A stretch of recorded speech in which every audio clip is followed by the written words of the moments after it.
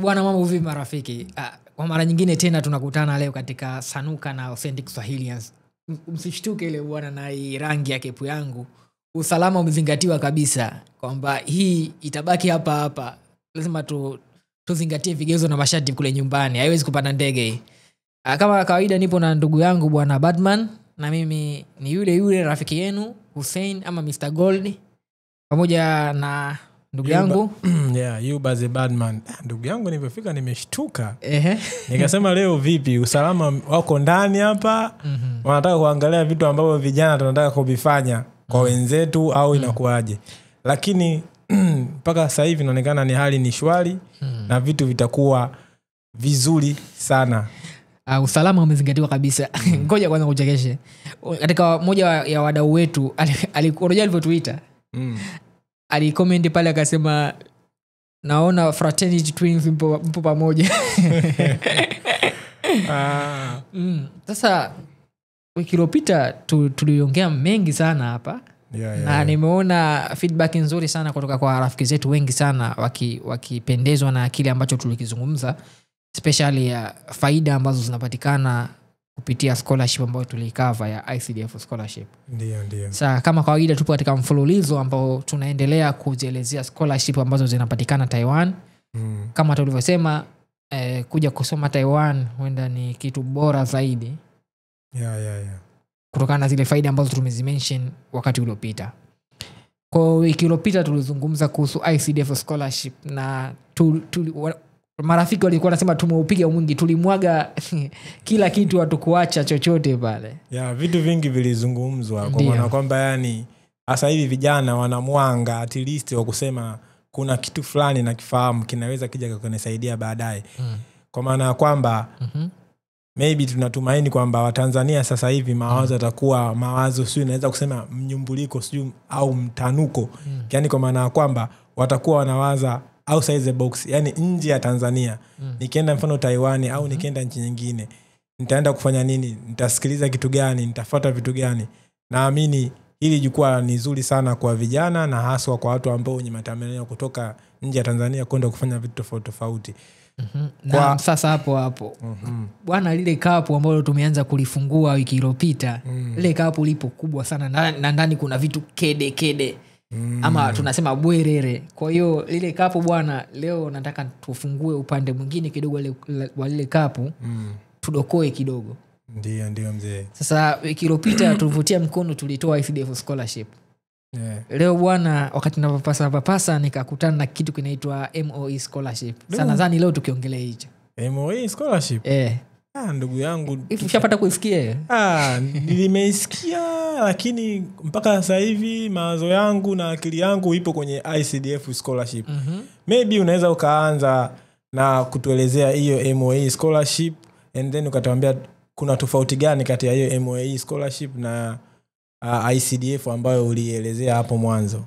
Unajua baadhi ya marafiki zangu na wadogo zangu ambao wamemaliza high school Tanzania ndio wakasema sasa mbona kama umetutenga fulani hivi, umeongelea ICDF scholarship ambao ilikuwa na program kede za masters karibu 29 ndio na program za PhD 3 ndio. Kwa hiyo walikuwa wanasema mbona kama umetutenga fulani hivi, tukasema hebu tulieni lile kapu lina vitu kede na kem. Sasa tunavyoongelea MOE scholarship, kwanza MOE hiki ni kifupisho cha neno Ministry of Education, kwa maana Wizara ya Elimu, kwamba hii scholarship ipo chini ya Wizara ya Elimu ya Taiwan. Ndio. Kwa hiyo hii scholarship inalenga kuwasaidia wanafunzi wa kimataifa wa nyanja zote. Bachelor degree, Masters degree pamoja na PhD. Kwa hiyo hii ipo tofauti na ICDF. Yaani hii haiko selective. Sawa. Hapo kidogo kuna kitu umekiongezea. Maybe nimekaa hapa ulikuwa unasema hilo swala nikanafikiria kitu kingine, maana umerudi nyuma. Maybe inawezekana baadaye ukapata kitu kingine au tukapata kitu kingine ambacho tunaweza kakijia juu ya hicho, maana kuna watu wa diploma ndugu yangu. Hapo umepagusa kwa kweli. Unajua changamoto kubwa sana ya marafiki zetu wengi sana, unakuta mtu amemaliza labda high school akupata ufaulu mzuri kuendelea na degree ama amemaliza ordinary level akaenda kusoma diploma. Sasa unajua baada kumaliza diploma kidogo kwenda bachelor Ndio. Kisanga kidogo katika kujitafuta kujilipia pale. Kwa hiyo mtu ambaye mwenye diploma naye anaweza kupata MOE scholarship. Sasa kabla tujaingia huko naomba tuiangazie hasa hii MOE scholarship ni ipi na imekaa vitu gani ili marafiki zetu waweze kufaidika na wewe vetu. Sasa niseme bwana tufunulie. Mimi naamini hilo kapu vitu vitakotoka humo rahisi ni sawa na lile tunda ambalo matunda yake yanaweza sio kwamba lile tunda lile ambalo tunda kama tunda watu wanalolifahamu tunda litakuwa ambalo liko bora na imara. Achana ile tunda ambalo limechanganywa naweza kusema sio kemikali si zimetiwa sio hizo zimechanganywa vitu ambavyo ukivijaribu kuvifanya unashangaa unapata shoti ya maisha. Kwa hiyo hivi naamini hivi ni vyakula ambavyo kitu ambacho kitatoa itakuwa kama chakula ambacho kitatulisha sisi wengine na kitawalisha watu wengine kwenye kukamilisha au kukizi haja za miili yao, akili zao na mioyo yao. Ndio, sasa ngoja nisogeze kisu niimenye ili tunda la MOE scholarship. Kama nilivyosema, MOE scholarship ni scholarship ambayo inatolewa na Wizara ya Elimu ya Taiwan, na ukitofautisha na scholarship ambayo tumeongelea wiki iliyopita ICDF scholarship ambayo ina cover zile programu ambazo zimechaguliwa, program maalum katika vyuo maalum partner universities. MOE scholarship ni program universal kwa maana kwa international students wote wako eligible kwa level zote kwa maana ya bachelor degree, master's degree na doctorate. Na scholarship hii ingawa kidogo kuna tofauti katika vile vitu ambavyo vinatolewa. Sasa scholarship hii cha kwanza inatoa tunasema tuition and miscellaneous expenses. Masuala ya ada, ndugu yangu, ada na michango mingine. Unajua wakati mwingine unaweza kaambiwa ada 20,000. Sasa tunapokuja kwenye michango mingine ogopa sana. Kisikia michango mingine. Ndio kuna muda inakuwa inachanganya watu na vuruga. Ukiambia michango mingine unawaza bora ada inaweza ikawa maybe mimi naweza kusema ada inaweza ikawa ni ile kila mwaka au kaongezeka kidogo, lakini michango mingine inategemea na kila mwaka na mahitaji ya mwaka husika.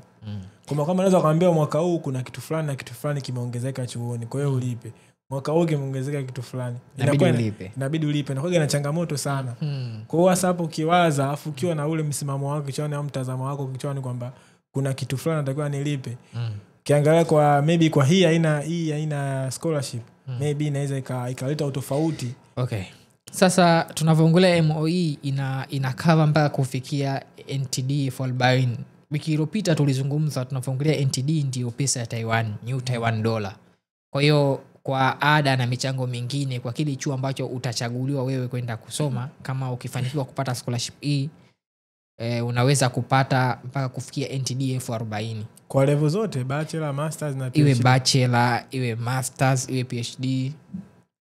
Unaweza kupata mpaka kufikia 40,000 katika tuition fee and miscellaneous expenses. Sasa kwa mfano nitakutolea mfano kuna rafiki yangu mmoja anasoma chuo Taipei, mji mkuu wa Taiwan. Ile ada pekee yake ni 21,000.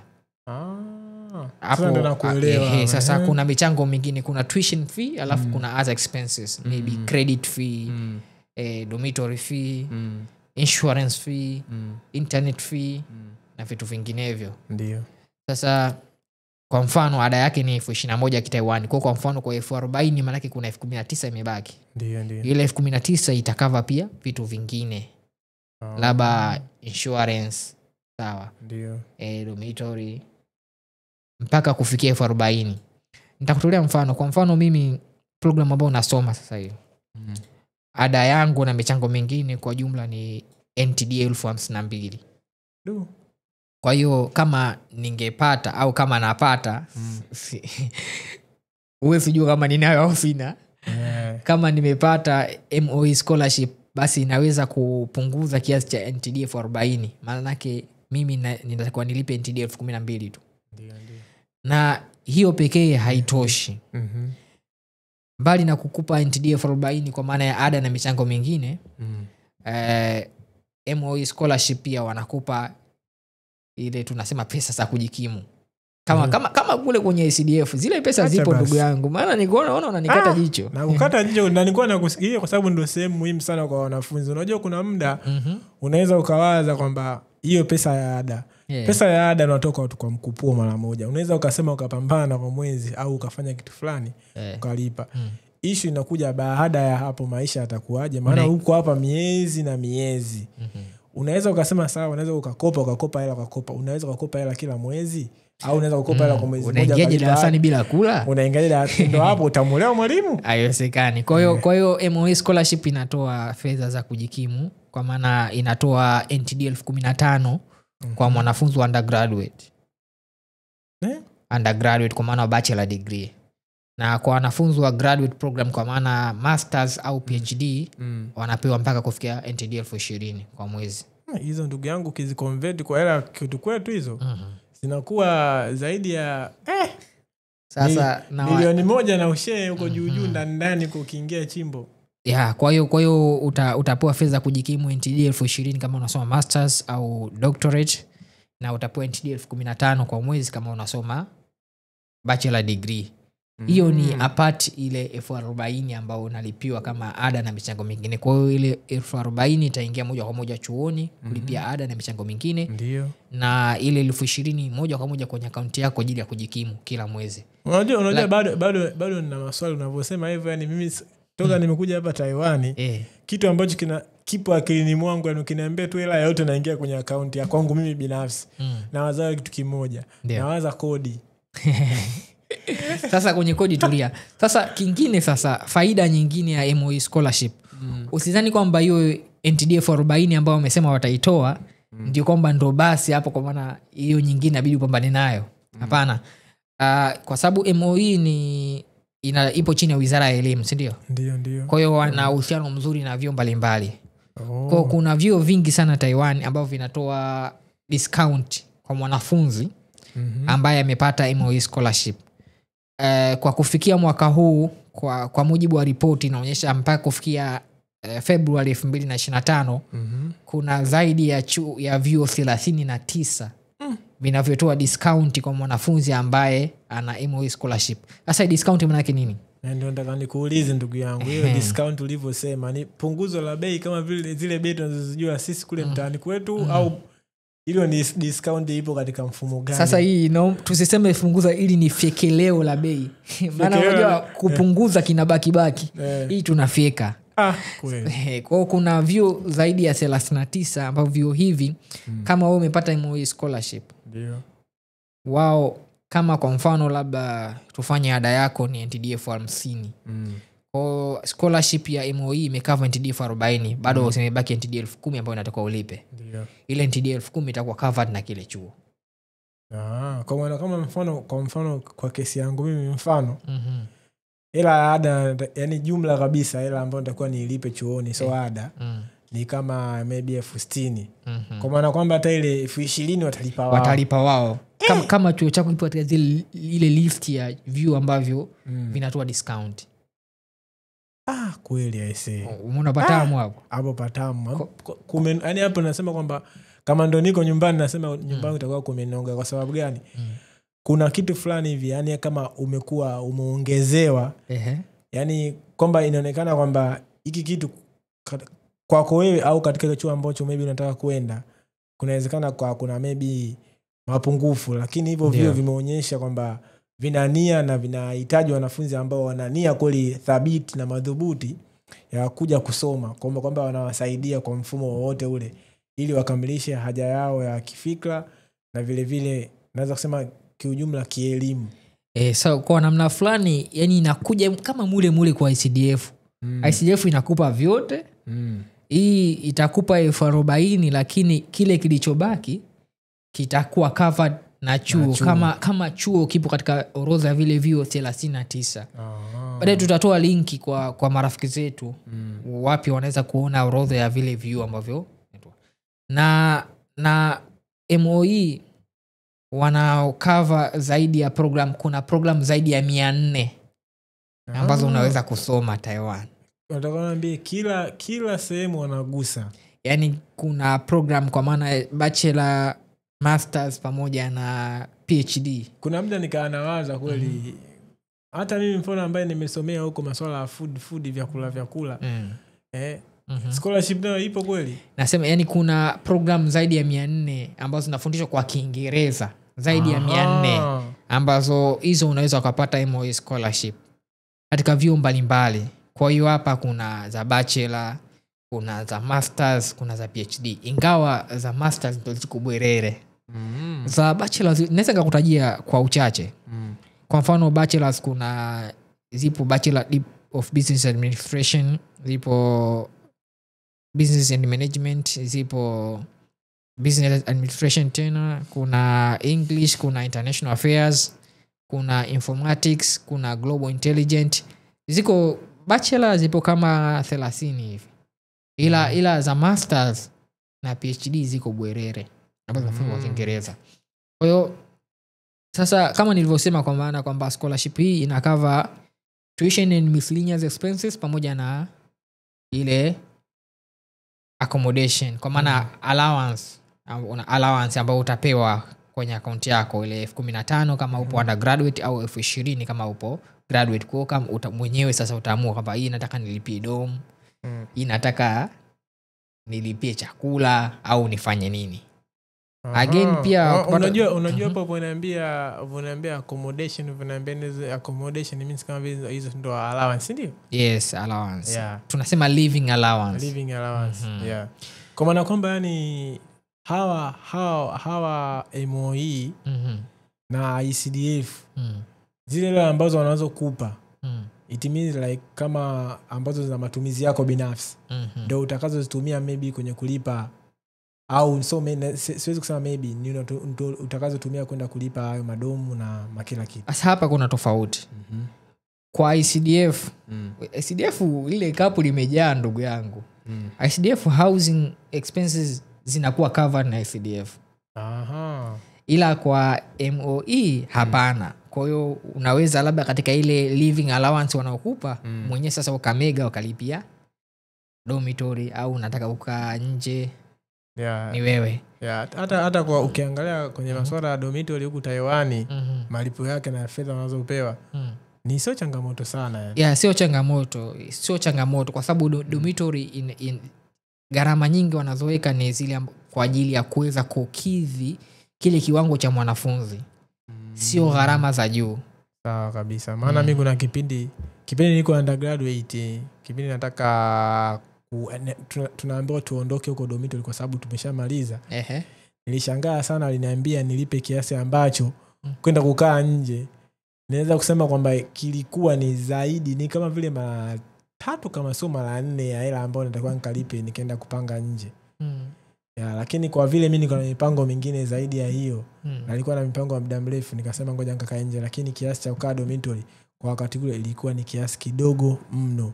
Kwa maana kwamba kwa mtu yote ambaye maybe anatarajia maybe atakaipata hii scholarship, naamini kama akienda kukaa dormitory na hisi itakuwa rahisi sana kwa upande wake, kwa sababu sio gharama kubwa na hakuna changamoto yote. Kwa sababu gani? Ni ukishalipia tu gharama za kuishi humo ndani, kila kitu wanakupa. Na kwa uzoefu wangu ile living allowance ambayo unapewa kwa mwezi mmoja inatosha kulipia dormitory kwa semester nzima. Ile ambayo unapewa ile ambayo inaingia kwa mwezi mmoja tu inaweza kutosha kulipia dormitory kwa mwezi mzima. Kwa mfano kama unapokea 20,000 living allowance, ile ya mwezi mmoja unaweza ukatumia ile kukava ila dormitory semester nzima. Kwa zile nyingine zinazokuja wakafanya vitu vingine kama chakula na vitu vingine. Sasa scholarship hii ipo kwa muda gani? Jambo la muhimu sana kuzingatia. Ndio. Sasa scholarship hii maximum kwanza kwa mtu wa undergraduate kwa maana anasoma bachelor ni miaka 4. Kwa mtu wa masters ni miaka 2. So kwa hiyo nataka kuniambia kuongeza mwaka hairuhusiwi. Sasa hapo at your own risk. Ndio mbele ukiongeza mwaka ndio ukisema ukiongeza mwaka ndio kama mzazi akamwambia ukiongeza mwaka mwanangu sikulipii. Ndio hii hapa, si ndio? Sasa au unaandika barua. Kuna usemi wa Kiswahili unasema kila mchuma janga hula na wakwao. Sasa usije ukalichuma janga, hakikisha unamaliza katika kile kipindi ambacho kiko specified. Kwa hiyo miaka 4 kwa mtu wa undergraduate, miaka 2 kwa mtu wa masters na miaka 4 kwa mtu ambaye anasoma PhD. Yeah, na naamini aina hizo scholarship ambazo tunazozipata au mtu atakaza kuja kuzipata zinakuwa zina misingi yake. Unajua linapokuja swala la kusoma, unatakiwa usome kwa nasema kwa viwango na kwa muda maalum. Uwezo ukasema yani kwamba darasa fulani mwisho maybe la 7 ukasema uendelee na la 8 kwa sababu level fulani bado hujaelewa. Mimi naamini cha msingi sisi kama tukiwa wanafunzi au na wanafunzi ambao watarajiwa au watu wanaotaka kuja kusoma Taiwan wazingatie sana masuala ya muda. Kama ulivyosema kuhusu muda, yani it means kwamba swala la muda lisiwe mbali na wao. Waweze wanatakiwa wamalize mapema au tunashauriwa au ni vitu ambavyo tunatakiwa tuende navyo sambamba ili viweze kutusaidia na tuweze kufanya mambo mengine. Kwa sababu ukisema ukiongeza mwaka kwa aina hii ya scholarship unaweza kusema kwamba sawa unaweza kaongeza mwaka usipolipiwa, maana kuna wengine Kwa kifupi ni kwamba marafiki zetu wana kama ukifanikiwa kupata scholarship hii basi jitahidi kumaliza ndani ya kipindi ambacho kiko specified. Kwa sababu kwanza hakuna sababu ya wewe kutokumaliza ndani ya muda, kwa sababu changamoto kubwa sana labda unakuta mtu anashindwa kumaliza ndani ya muda kwa sababu ya za kiuchumi. Labda anaona labda inabidi kwanza ni stop kidogo nijipange. Lakini kama ada inalipiwa manake hakuna sababu kubwa sana, labda sababu za kiafya na nyingine ambazo hizo zinaeleweka pia hata kwao. Na ninavyosema mwaka namaanisha vipi? Kwa Taiwan scholarship mwaka wao unaanza Septemba 1 ya kila mwaka. Kwa Septemba 1 ndio wanaanza kuhesabu mwaka mpaka Agosti 31 ya mwaka unaofuata. Agosti 31. Kwa Septemba 1 mpaka Agosti 31 ya mwaka. Kwa mfano kwa 2025 labda mwaka unaanza tarehe 1 mwezi wa 9 2025 mpaka tarehe 31 mwezi wa 8 2026 mwaka mmoja.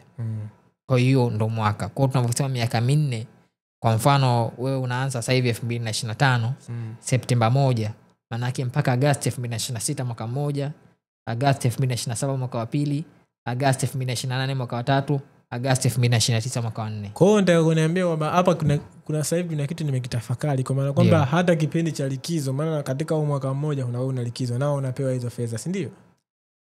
Kwa sababu solongazo upo Taiwan. Sawa. Na sasa eligibility, vigezo na masharti unajua ni muhimu. Cha kwanza natakiwa uwe raia wa kigeni. Kwa hiyo ni Mtanzania, Mrundi, Kenya, yani nchi yote tofauti na Taiwani wewe ni upo eligible. Lakini kingine usiwe raia wa, kwa manake kwa kama ukiwa raia wa Taiwani hauko eligible au overseas Chinese student hauko eligible.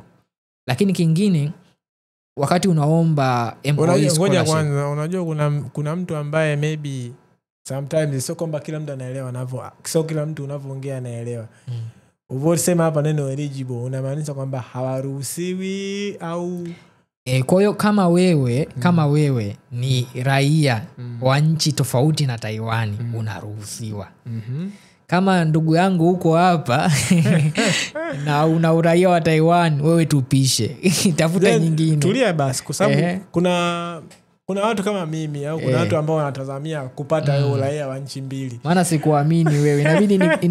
Inabidi nikukague, uenda una passport ya Taiwan. Kwa kama una passport ya Taiwan ndugu yangu, wewe hauko eligible. Ndio sasa hapo swala ambalo nataka tulizungumze. Kwa maana kwamba mfano mtu ambaye mwenye uraia wa nchi mbili, mfano mtu wa Burundi unajua ndugu zetu wana au masuala ya dual citizenship. Yaani wanaweza kuaccess kwamba kupata uraia nchini kwao na nchi nyingine. Kwa hiyo mtu kama huyo naye ukiangalia hapo inakuwa ngumu kuna ukakasi fulani hivi. Ni zaidi utakavyoitanguliza mbele aina ya uraia ambao unao ndio inaweza kuleta changamoto. Lakini ukisema kwamba mimi bwana raia wa Tanzania moja kwa moja huko eligible. Basi ngoja niongee na ndugu zetu wa Warundi. Bwana bonsoir, umezeneza. Kama wewe ni raia wa Burundi, labda una uraia wa nchi mbili, so long as wewe uraia wa nchi nyingine sio wa Taiwan, unaruhusiwa kupata MOE scholarship. Sawa kabisa. Kwa ndugu wangu kama una uraia wa tufanye wapi? Jamaica, kwa sababu unajua unaipenda sana Jamaica. Una uraia wa Jamaica unaruhusiwa. Lakini kingine wakati una apply sasa isijekuwa kwamba wewe sasa hivi tayari ushachaguliwa kusoma Taiwan unasoma alafu ndo kwa mfano sasa hivi Yuba unasoma nafahamu haiwezekani iko ambacho unasoma sasa hivi kwa kiombea scholarship yani usiwe na ile student status kwa wakati huo. Labda kwa mfano kwa mwanafunzi ambaye yuko mwaka wa mwisho ambaye yuko tuseme PhD masters anatazamia kwenda kusoma PhD. Ndio. Kwa hiyo anaweza akafanya application ya scholarship kwa ajili ya PhD. Lakini sio kwa ile masters iliyopo wakati ule. Kwa usiwe continuing student. Umenifahamu vizuri hapo au nirudie? Nimeshakuelewa ndugu yangu. Sawa. Lakini kingine ile level ambayo unaiombea scholarship. Ndio. Usiwe umeisoma kwa Taiwan. Kwa mfano wewe unaomba scholarship ya bachelor degree. Basi wewe kama una bachelor is okay, lakini labda umesomea Tanzania, Zimbabwe, sawa, lakini sio Taiwan. Kama unaomba scholarship ya masters, kama umesoma masters wapi kule Uturuki, Msumbiji, sawa, lakini sio Taiwan. Basi ndugu yangu nilikuwa nawaza ni apply tena iko kitu cha MOE kwa hii masters, kwa hii masters ambayo niliopo kama ningekula vichwa vya samaki. Yani ungepigwa za uso. Na nimesema hii maksudi kwa sababu nakufahamu vyema. Najua hapa nikikwambia utatamanika na utataka kuapply MOE. Sasa ukitaka kuapply MOE ndugu yangu inabidi uchukue PhD. Kwa kweli. Dr. Badman. Haya. Lakini kingine isiwe kwamba labda kama ulipata MOE scholarship labda wakati unasoma masters au wakati unasoma bachelor. Yani kipindi cha juu kabisa cha wewe kuchukua mwisho ni miaka 5. Kwa jumla ya miaka 5 usizidi. Kumbe PhD ni miaka mingi hivyo. Kwa mfano labda umesoma labda masters miaka 3 au 2 tufanye. Alafu unataka kwenda kusoma PhD miaka 4. Sasa jumla itakuwa mingapi? 6. Hauwezi. Mwisho miaka 5. Uenda labda ndugu yangu kapiga labda masters mwaka 1.5 au mwaka 1 alafu kapiga PhD miaka 4. MOE scholarship inaweza kukava kote hapo kwenye masters na PhD. Lakini mwisho miaka 5. Yani hakuna 5 tena hapa. Hapa ni miaka 5, no reform, no election, rudi nyumbani. Alafu sasa baada ya kujua vitu gani ambavyo yani vigezo ambavyo uwe navyo na kwa kigezo kikubwa ni iko tu raia wa Taiwan. Sasa inabidi tuangalie vitu gani ambavyo inabidi uwe navyo wakati unataka kuapply scholarship hii, kwa sababu ni muhimu sana. Wiki iliyopita tuliongea vitu kadhaa wakati tunaichambua CDF scholarship. Ndio. Sasa leo nataka nikwambie vitu gani unavihitaji kama unataka kufaidika na ile 40 ya tuition fee. Ndio. Lakini pia na ile 20,000 au 15,000 ya living allowance. Kuna vitu vya muhimu sana nataka uwe navyo ndugu yangu. Kitu cha kwanza kabisa, wakati una apply, unapotuma application yako, kwanza inabidi uanze ku-apply online. Kwa utajaza form online. Ni sawa tuna ile ICDF. Kama ICDF. Kwa utafungua application yako online pale, utajaza. Na pale online utachagua kwa mfano labda nataka ku-apply kupitia ubalozi wa Taiwan uliopo South Africa au uliopo Somaliland. Ndio. Kwa utajaza pale ile form. Baada ya kujaza ile form utai-download. Ukishamaliza pale utaisign. Kuna vitu vingi katika ile form, taarifa zako, study plan yako ukiwa Taiwan na vitu kama hivyo. Baada ya hapo utaambatanisha photocopy ya passport yako. Lakini baada ya hapo utaambatanisha photocopy tunasema ya highest diploma.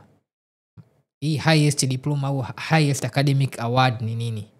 Kama wewe unaomba kusoma bachelor degree, kwa tunatarajia aidha utaambatanisha cheti cha form 6 ama cheti cha diploma.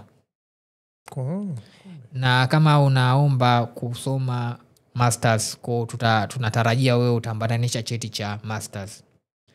Na kama unaomba kusoma PhD, tunatarajia wewe utaambatanisha cheti cha PhD. Sasa ndugu yangu, wewe unataka kusoma nini kwani kupitia MOE? Kwa jinsi ulivyoniambia nilikuwa na mpango kurudia kusoma masters. Haiwezekani kama usasoma masters. Ni mtu ambaye napenda kuwa na vitu duo. Yaani sio kwamba niwe na kitu mfano level nataka niwe na vitu duo, niwe na vitu double. Yaani kama mfano nikiwa na maybe na maji, niwe na maji ya afya na uhai kwenye meza moja. Natakiwa niwe mfano na masters, lakini masters ya kitu fulani na masters ndio kwa mpango wangu. Lakini kwa jinsi ulivyosema sasa hapo ulivyosema duo, kuna kitu umenikumbusha, alafu nafikiri ni kitu cha muhimu sana na cha msingi, inabidi tuwajulishe marafiki zetu. Ndio. Wiki iliyopita tukizungumza hizo, wakati tunazungumza zile faida za kusoma Taiwan. Mfumo wa elimu ya Taiwan unakuruhusu kwa mfano kwa mwanafunzi wa bachelor kuchukua kitu kinachoitwa double major ama double degree. Ulivyosema duo hapo nimekumbuka. Kwa hiyo unaweza ukawa enrolled mfano na program A. Ukiwa pale chuoni unaweza ukafanya maombi ya kufanya double major. Kwa maana ukabaki na ile program A ambayo unasoma, ila ukaomba pia usome na program B.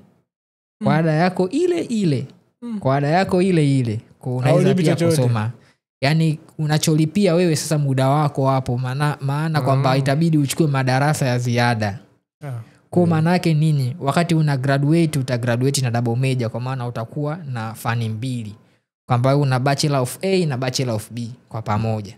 Kwa unaweza kukuta ile miaka yako 4 ambayo umesoma Taiwan, ukaondoka na faida ya kuwa na fani mbili kwa pamoja. Mfano bwana, mimi nina bachelor of nursing pamoja na bachelor of pharmacy. Unaweza uka apply double major. Sababu itakuwa kisanga hapo. Na hata baadhi ya vyuo pia kwa masters wanazo double masters. Na hizi zinakuwa za aina mbili, unaweza ukasoma kwa pale chuoni, au kuna baadhi ya vyuo vina ushirikiano na vyuo vingine. Mfano kuna chuo kimoja na kifahamu kwamba ile masters yao ni miaka 3 lakini zitakuwa 2. Mwaka wa kwanza unasoma pale, mwaka wa pili unasoma katika chuo rafiki kipo Ufaransa, alafu mwaka wa 3 unamaliza pale. Kwa hiyo hii ni faida ambayo nadhani kwa Tanzania mfumo huu haupo, kwamba wewe itabidi ukomae na miaka 3 labda ndo ugraduate alafu ukatafute kingine. Lakini hapa kwa mfano ile miaka 4 ambayo unasoma bachelor, unaweza kuua ndege wawili kwa jiwe moja. Kweli. Unaona faida yake ndugu yangu. Sijui unasubiri nini? Mimi Taiwan kama kwa mfumo huu Taiwan siwezi ondoka. Na washauri ndugu zangu kama kuna vitu kama hivyo, mimi naamini hakuna mifumo migumu ambayo inakataza mtu kufanya vitu kama hivyo. Naamini kila kitu kipo kwenye system, ukizingatia tu maybe unaweza ukajinasua toka kwenye hizo mambo ambazo zipo mashuleni na mavioni. Sasa niendelee kutajia vitu ambavyo inabidi uambatanishe wakati unafanya application yako, sababu najua uta apply. Kwa cha kwanza ni ile fomu ambayo nimesema, cha pili passport, cha tatu hiyo highest academic award ambayo tumesema either bachelor level au masters level, au kwa mtu ambaye amemaliza diploma anakuja kusoma degree, anaweza akaweka cheti cha diploma. Kingine cheti cha tunasema language proficiency certificate. Kwa mfano kwa Watanzania, kama nilivyosema wiki iliyopita kwamba Tanzania ipo katika list ya nchi ambazo Kiingereza kwetu ni native language and official language kwa mujibu wa Wizara ya Elimu ya Taiwan. Kwa wewe hauna ulazima wa kuambatanisha language proficiency certificate. Lakini kwa mfano kwa rafiki zetu wa Burundi, wale wanahitajika kuambatanisha language proficiency certificate.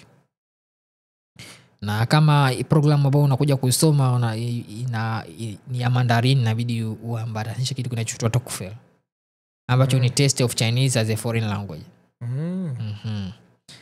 Na faida nyingine sasa hapo nimekumbuka nilivyosema test of Chinese as a foreign language.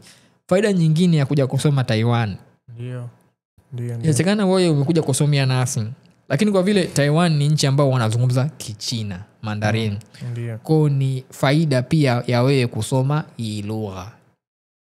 Kwa unaweza ukachukua masomo yako lakini pale pale ukawa unasoma Kichina. Ndugu yangu unasema hivyo Kichina umenikumbusha mbali sana. Mpaka sasa hivi naweza kusema kwamba nateseka sana. Natamani hata siku zingerudi nyuma, tungeambiwa kwamba Kichina kusoma ni lazima. yani ingekuwa yani hata nusu ya kozi tunasoma kwa Kichina, nusu ya kozi tunasoma kwa Kiingereza. Na hisi nakumbuka ulisoma semester 3 ukakimbia. Nimekimbia, nilikwambia ndugu yangu usome. Hamna, nilikimbizwa.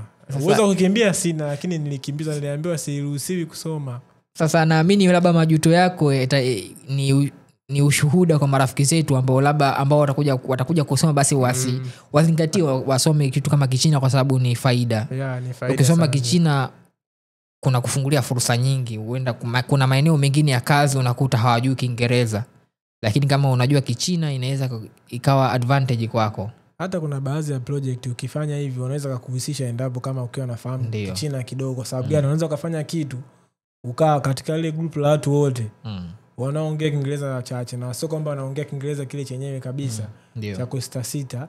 Yani kama vile wanaongea Kiingereza kidogo sana. Kwa maana kwamba hata kuna baadhi ya vitu unaweza una uwezo wa kuingiza lakini ikashindikanika kuingiza kutokana maybe hawajakueleza vizuri au haujawapata vizuri kwa namna walivyokuelezea. Ni kweli. Na wakati mwingine unajua katika vyuo hivi kuna nafasi mbalimbali. Kwa mfano kuna nafasi tunaziita TA, teaching assistant. Sasa inawezekana hata ukapata nafasi kama zile kama ukiwa unajua lugha, kwa sababu unahitaji kuzungumza labda na profesa au wanafunzi. Kwa hiyo kujifunza Kichina ni kitu muhimu sana. Kwa mtu ambaye anakuja kusoma program ambayo haifundishwi kwa Kiingereza, inabidi ambatanishe kichetu tunasema cha TOEFL. Kingine inatakiwa uambatanishe reference letters. Wakati tunazungumza ICDF scholarship tulisema utajaza referees details katika ile form. Lakini kwa MOE scholarship inabidi uambatanishe barua kabisa za referees. Kwa mfano bwana wewe Yuba unakuja kusoma masters.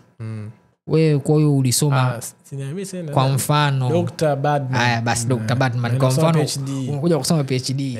Kwa wewe ulipotoka pale naamini haujaribu pale uliposoma masters, naamini ulikuwa ni mtu mwema kabisa. Kwa hiyo kuna labda maprofesa ambao ulikuwa nao karibu wanakufahamu, labda ulichukua kozi zao au walikusupervise. Kwa hiyo itabidi waombe wa kuandikia barua kwa ajili ya za udhamini. Kukurecommend wewe kwamba bwana MOE huyu ni kijana wangu naomba mumsaidie. Kwa hiyo unahitaji reference letter 2. Lakini pia unaweza uka-add documents nyingine. Unajua kuna document unajua kwamba hii nahisi inaweza ikaeka uzito bwana, hii nikiwapa hii na document fulani bwana nilishinda labda kwa kuzungumza Kichina, inabidi nikiweka hapa inaweza ikaongeza. Kwa jinsi mimi nilivyokuwa mtundu, kuna muda nafikiria hivi ninaweza nikaweka college cheti changu cha kukimbia mbio.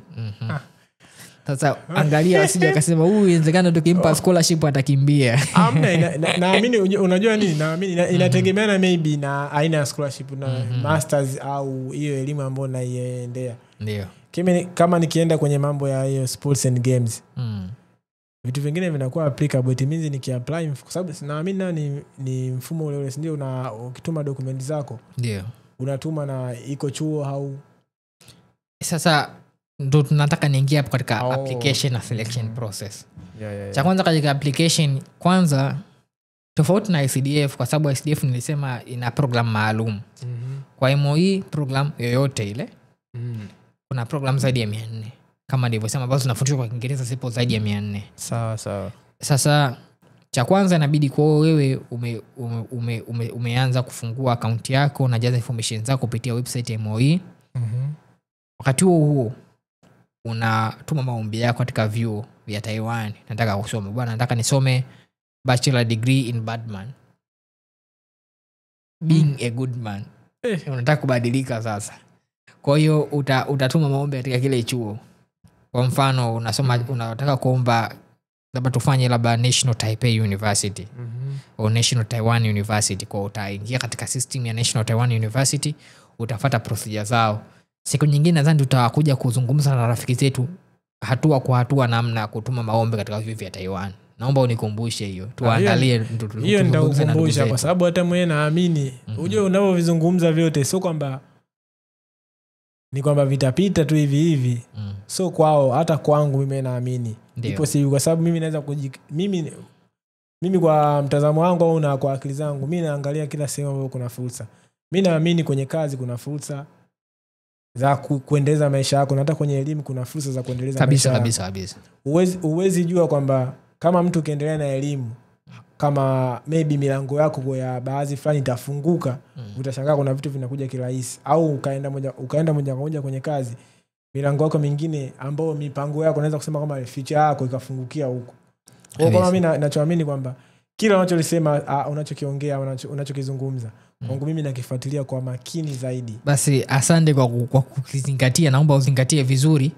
Kwa kama nilivyosema, kwa wakati unafanya maombi yako kupitia MOE, wakati huo inabidi utume maombi yako kupitia vyuo vile ambavyo unataka kusoma na zile program ambazo unataka kuzisoma. Na cha muhimu zaidi kuzingatia, unajua kwa mfano kwa MOE wana wakati wao wa kutuma maombi. Maombi kwa MOE kila mwaka huwa yanaanza Februari mosi mpaka Machi 31. Kwa yenyewe inakuwa miezi miwili. ICDF tulisema kuanzia Disemba 1 mpaka Machi 15. MOE ni Februari 1 mpaka Machi 31. Sasa huenda tarehe za MOE zikawa tofauti na kile chuo ambacho unaomba. Kwa sababu vyuo vina tarehe tofauti, ingawa nyingi zinacheza katika miezi ambayo inafanana. Kwa inabidi uzingatie sasa chuo ambacho unaomba, uzingatie admission window yake kwamba zinafunguliwa lini na zinafungwa lini, ili kuhakikisha kwamba upo ndani ya muda. Na sasa cha kushauri pia ndugu yangu, unapofanya applications ni bora ukatuma maombi mapema zaidi, usisubiri deadline. Kwa sababu mara nyingi kwa experience yangu na marafiki zangu wengi sana ambao naona unakuta mtu anatuma maombi alafu kuna document iko missing.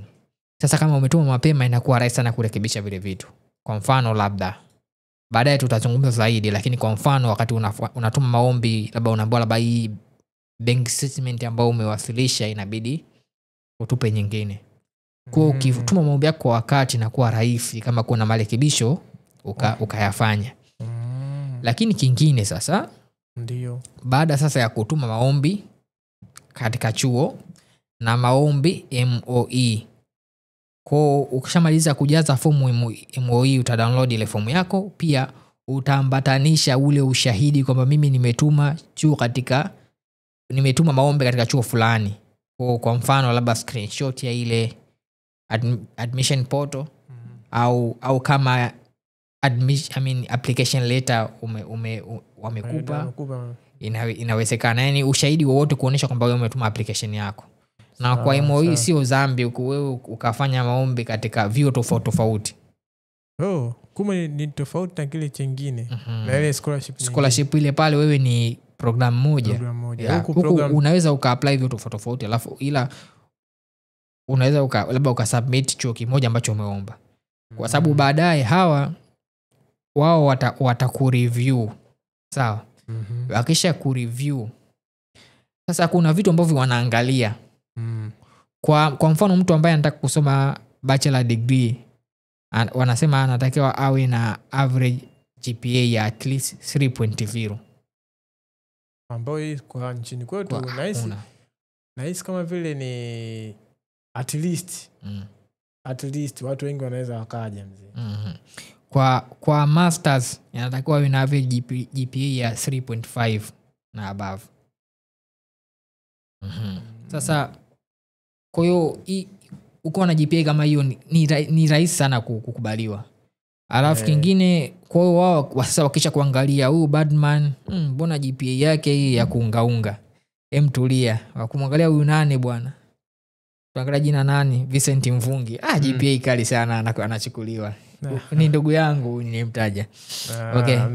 So baada ya hapo watachagua kwa mfano kama umefikia kile kiwango.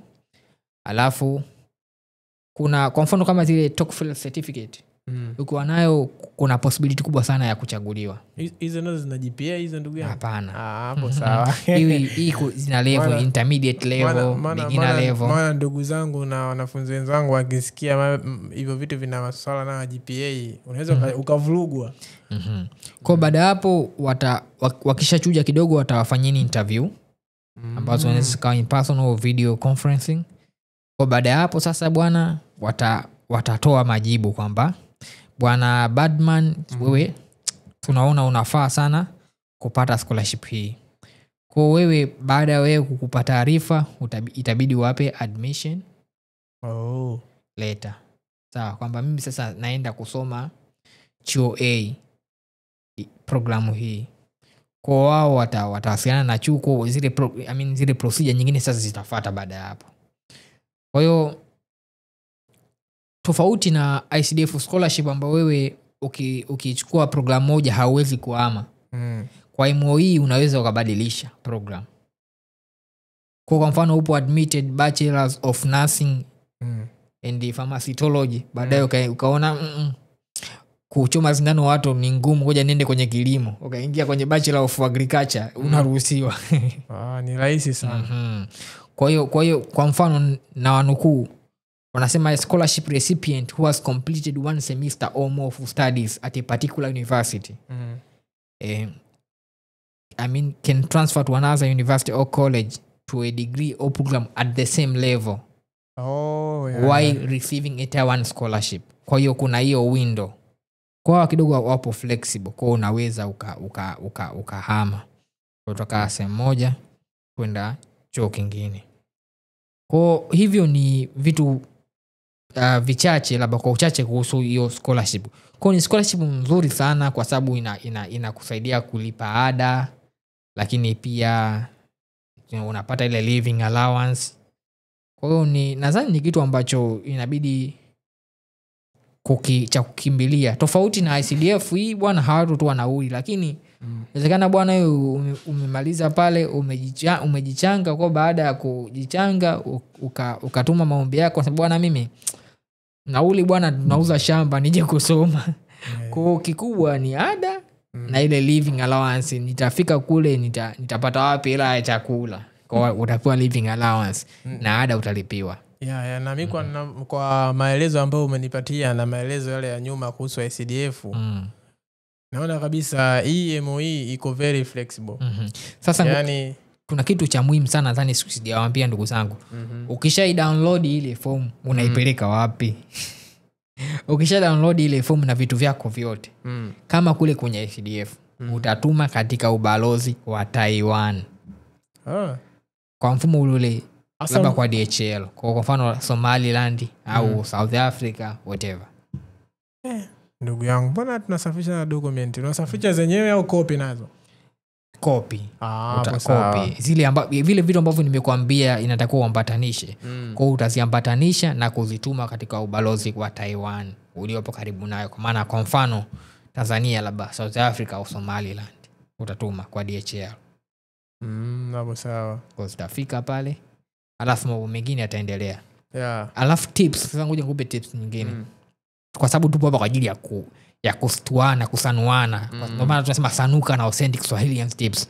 Tips nyingine ni kwamba unajua wakati mwingine unaweza kaona kimya sana. Kwa ni bora keep in touch na ubalozi. Kwa sio mbaya pia kutuma email kuulizia application process ipoje. Uenda wakati unatuma ile email ndo kama unakumbusha kwamba kumbe huyu mtu yupo, ngoja tumzingatie naye. Kweli nayo ni swala la msingi, kwa sababu kuna muda unaweza ukahisi kwamba unakuwa kama vile, au mimi unajua kuna kuna situation ambayo unafika kwamba unawaza zitakuwa kweli zimefika, kwa sababu tunatuma katika mfumo ambao sio direct, ambao watu wendi sisi wenyewe. Ni kwamba watu wengine wanaotuma. Na unajua huko unapofika haujui unafika wapi, unaambia tu umeshafika. Je, umefika sehemu sahihi? Sehemu sahihi. Kwa hiyo maana kwamba kama hiyo sehemu ni sahihi, ukiulizia unapata wakiwa wanakuambia kweli dokumenti zako zimefika. Kwa hiyo ni bora kufanya mawasiliano na ubalozi. Kwa mfano wakati wa kufanya maombi yako, kwamba uhakikisha kwamba ubalozi huu ambao naomba ndio sahihi, ambao wata process application yangu. Ukiwatumia email na sema watakujibu, wako very friendly. Kwa kisha kujibu, kwa utakapotuma dokumenti zako unaweza ukaulizia zimefika, ili kuwa na uhakika. Na hii inaweza ikawa mwanzo wa mahusiano mazuri ya wewe na labda na ubalozi. Huenda ikawa moja ya vitu ambavyo vitawafanya labda wao kuzingatie, kwa sababu wanaona kama huyu yuko serious na maombi yake. Unajua Swahili wanasema muhitaji achoki. Kwa kweli. Mimi bwana ninachokiamini mpaka sasa hivi, ndugu zetu wanaotuangalia sasa hivi, hiki kitu naamini watakitilia maanani na wanaweza waka-apply, kwa sababu naamini ndio kitu ambacho kama tulivyosema kinachukua wanafunzi wengi sana na program yoyote unataka kusoma na Kiingereza na wala haina kipengele kipengele huja nacho wewe kipengele labda unacho wewe maybe ndio huja na vitu ambavyo havihitajiki ukiwa maybe na masuala umekuwa sumu raia wa Taiwan maana mtu mwingine tu ametokea tu na uraia amekuja hapa amesema yeye Mtaiwani unajua kuna sehemu unaambiwa ujaze uraia wako wa nchi gani unajaza Taiwan. Unajua nakumbuka kuna kitu fulani nisha kuapplyigi nilifanyaga hiyo mistake. Yaani nimefanya tu ile mistake nikaklik sehemu sio. Alafu ile document ilivyokuja it means ukishajaza ndio umejaza. Na ubaya unajua katika kuchagua nchi Tanzania na Taiwan haziko mbali. Kwa inabidi uwe makini sana. Kwa hiyo changamoto hizo za hapa na pale waga zinatokeaga.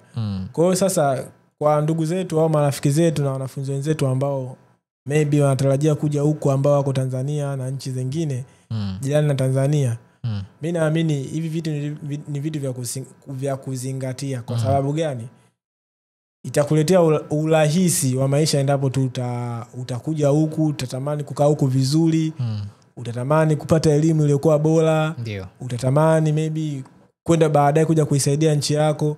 Kwa hiyo ukizingatia vitu kama hivi ambavyo sisi tunakuelezea hakika akili yako fikra zako zitapanuka zaidi na kuwa tija kwenye kutengeneza future yako. Kwa hiyo kwa summary tu ambavyo tumevizungumza leo, cha kwanza MOE scholarship inatoa tuition fee pamoja na miscellaneous expenses mpaka kufikia NTD 40 lakini kama chuo ambacho utaenda au utachaguliwa kinatoa discount kwa hiyo kile kiasi kilichobaki kitakuwa covered na kile chuo. Cha pili inatoa living allowance ya shilingi 15,000 kwa wanafunzi wa undergraduate na 20,000 kwa wanafunzi wa masters pamoja na PhD.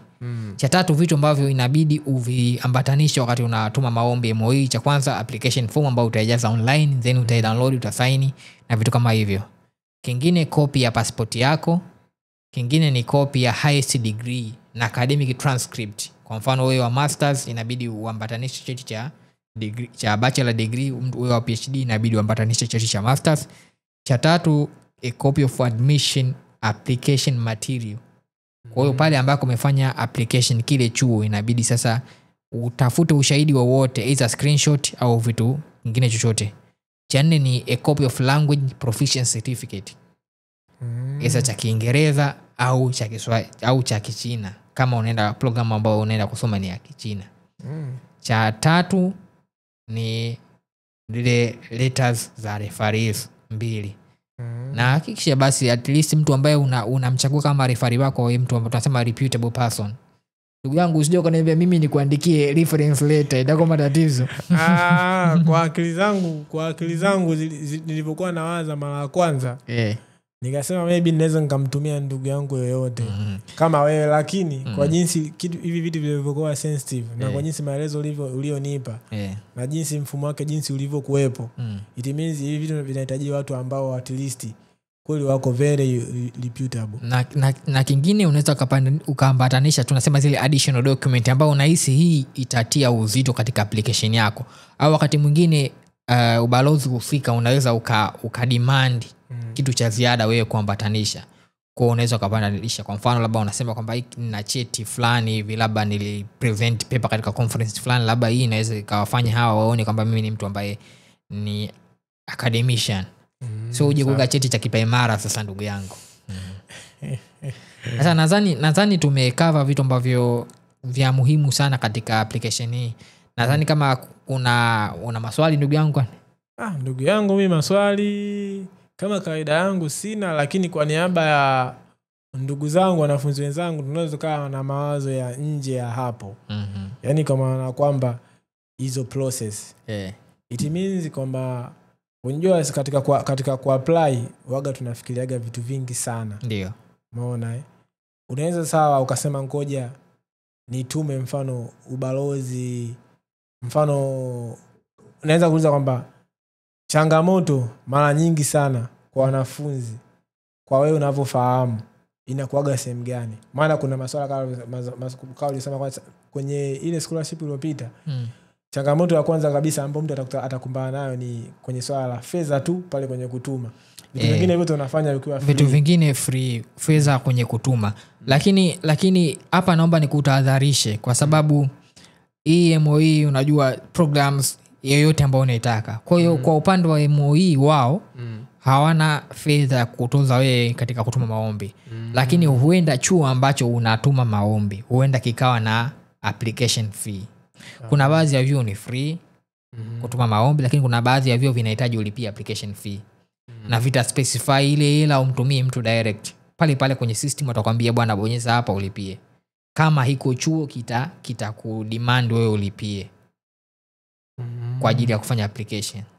Na vyuo vingi application fee wasio kubwa sana, waga NTD 1000 au 2000 kwa ninavyojua mimi. Na vyuo vingine ni free. Kwa application hakuna application kwa upande wa MOE hakuna application fee. Ila kwa upande wa chuo kunaweza kukawepo na application fee. Na gharama kama hizo za kutuma document zinaweza zikawepo. Nadhani ni hivyo. Ama kuna swali lingine? Hakuna. Mimi nishawakilisha vizuri ndugu zangu hapa. Sasa hapo uliniambia changamoto nyingine sasa ukichana na gharama ya fedha. Unajua kwa wanafunzi sisi tunapenda sana kucheza na deadline. Sasa ubaya kwa mfano labda tunasema deadline ni March 31. Wewe form unaituma March 28. Sasa wewe unatuma tunatumia wa couriers labda DHL. Sasa unaweza ule mzigo ukakwama njiani ikachelewa, inafika kule deadline ishapita. Kwa hiyo ni bora sana kutuma mapema. Tunasema zimamoto, tuache zimamoto kukimbizana na deadline. Kwa hiyo ni bora kutuma at least wiki 2 kabla ya deadline ili kuhakikisha kwamba ile kama kutakuwa na any inconvenience, zile delays ziweze kuwa accommodated. Hapo sawa. Sasa hapo nimekuelewa. Maana hapo naambia hivyo nikawa nakumbuka kwa nasema hivyo. Nikawa najiuliza mara nyingi unataka kuniambia kwamba ndege inaweza ikawa kunaweza kukaa na traffic jam angani. Yaani kwa maana kwamba kwa kuna foleni au ndege imesimamishwa. Unajua hizi logistic companies za mambo mengi sana. Ngoja sasa nikuchekeshe. Mwaka jana kuna rafiki yangu fulani nitamuhifadhi jina, alikuwa anatuma application katika nadhani ilikuwa MOE. Sasa nadhani kwa anatuma Somaliland. Sasa alipopiga mahesabu bwana tarehe 31 siku hii. Akapiga mahesabu kwamba hii itatumia kama siku 2 kufika. Bahati mbaya kwa mfano kwa Somaliland Ijumaa hawafanyi kazi. Kwa hiyo inabidi uzingatie pia vitu kama hivyo. Kwa mfano inawezekana ukahesabu siku lakini kuna weekdays na weekends. Kwa inawezekana siku itakayofika wewe unasema labda okay mwisho ni hiyo tarehe 31 Ijumaa. Kwa mfano hiyo Ijumaa hiyo tarehe 31 imeangukia Ijumaa.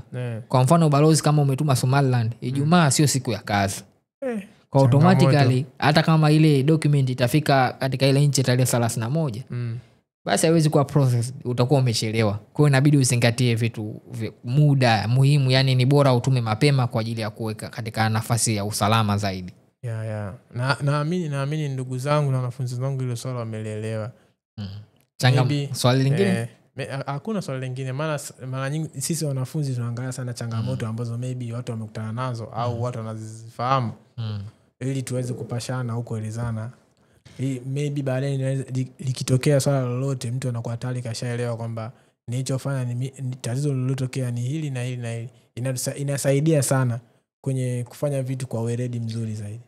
Basi kama hakuna swali maana tunasema no news good news. Kwa kama hakuna swali basi nafikiri tumeelewana, lakini huenda marafiki zetu watakuwa na maswali, labda kuna kitu wanahitaji ufafanuzi zaidi. Ndio. Wanaweza kutuambia kupitia platform zetu Instagram, YouTube na kokote kule. Tunaomba maoni yenu, ni muhimu sana. Tunafurahi sana feedback zenu, zinatupa nguvu. Na chochote ambacho mnafikiri sisi tunahitaji kukiangazia mnaweza kutuandikia. Sisi tutakifuatilia na tutakileta hapa ili tuweze kunufaishana, tuweze kusanuana, tuweze kufaidishana Waswahili tuende mbele. Na mawazo yoyote au mapendekezo yoyote, mimi naamini tunavyofanya hapa ni vitu vya kujenga, sio vya kubomoa, si ndio ndugu yangu? Ndio. Kwa maana kwamba litakapotokea lolote au tukiwa tunakusudi lolote ambalo lengo letu ni katika kutengeneza kitu kilichokuwa bora, msisite kututaarifu au kutuambia bwana kuna swala fulani tuna shida nalo, tunaweza hapa tukaja tukawafahamisha tukalizungumza kuhusu hii nchi ya Taiwani na namna hivyo vitu vinavyofanya kazi, ili viweze kuwasaidia kama mkija huku iwe kwenu rahisi kwenye kufanikisha haja ya mipango yenu au ndoto zenu za hapo baadaye. Basi mwisho wa kipindi cha leo ndio mwanzo wa kipindi kingine. Yaani tunapoaga ndo tunaingia chimbo kwenda kukusanya material na kuwaletea, ili kipindi kijacho tuwaletee nondo zaidi. Basi naomba tuage marafiki zetu bwana, kwa hili tunaondokaje leo?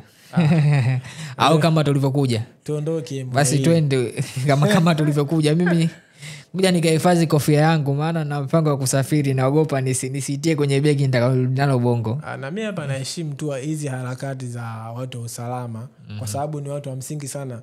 Wanapotoa maelezo tutii sheria bila shuruti, wanapokuja mbele ya kioo, mbele ya kamera, ni watu wazuri sana. Basi asante na kwa ndugu zangu, mpaka wakati mwingine tena. Naomba msisahau kusubscribe kwenye channel yetu, kwa sababu taarifa nzuri na muhimu kama hizi ambazo tunawapa, kama hauja subscribe, inawezekana kuna taarifa muhimu sana umeikosa. Lakini unaposubscribe pale ambako tunapandisha video mpya, utapata notification na kuweza kufaidika na mfululizo wa vipindi hivi ambavyo tunavileta, mpaka kuhakikisha wewe ndugu yetu unafaidika kwa namna moja ama nyingine. Naomba mshtue mwenzako, mwambie Authentic Swahilians kumewaka, tunawasanua marafiki wote. Karibuni sana, subscribe, to follow Instagram, pale comments, tuchati pale kwenye comments, wacha comments, tuambieni, tutawajibu pale. Tusahau kufollow, lakini pia share kwa marafiki. Asante sana na tukutane tena kipindi kijacho.